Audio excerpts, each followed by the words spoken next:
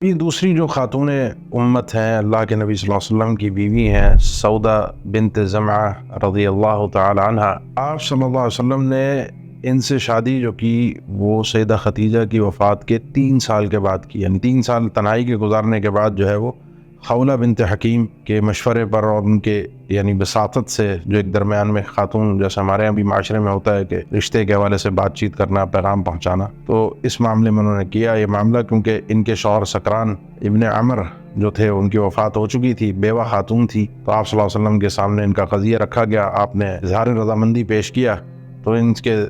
معاملات طے ہو گئے، اور پھر سیدہ سودا رضی اللہ تعالیٰ عنہ آپ صلی اللہ علیہ وسلم کے عقد نکاح میں آ گئی۔ ان کی فضیلت میں جو ایک اہم ترین بات ہے جو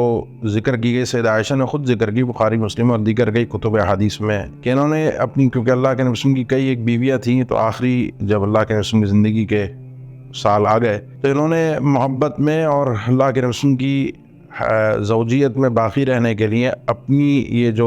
دن تھا، اپنی جو باری تھی، وہ سیدہ عائشہ رضی اللہ تعالیٰ عنہ کو ہبہ کی، تحفہ کے طور پر دے دی۔ خود فرماتی ہیں سیدہ عائشہ رضی اللہ تعالیٰ عنہ کہ اللہ کے نبی وسلم کی جو بیویوں کی تقسیم تھی باریوں کی، وہ ایک ایک دن تھی، اس میں آپ صلی اللہ علیہ وسلم میرے لیے 2 دن ہوتے تھے اور باقی بیویوں کے لیے ایک دن میری باری کا اور ایک دن سودا رضی اللہ تعالیٰ عنہ کی باری کا۔ یہ اللہ کے نبی صلی اللہ علیہ وسلم کی ایک تقسیم تھی باریوں کی، اور انہوں نے اپنی خوشی سے باری سیدہ سودا نے یہ دی تھی، اور یہ ام المؤمنین تھی۔ ان کی تاریخ وفات جو ہے وہ کوئی خاص مذکور نہیں ہے، بس اتنا ہے کہ خلافت عمر رضی اللہ تعالیٰ عنہ میں ان کی شہادت یا ان کی وفات ہے ام المؤمنین کی، یا خلافت معاویہ میں ہے، بہرحال کوئی بالضبط ان کی تاریخ جو ہے وفات کی موجود نہیں ہے۔ اللہ ان سے راضی ہو، اللہ ان کی جہود کو قبول فرمائے، اور اللہ ہمیں بھی ان سے راضی رکھے۔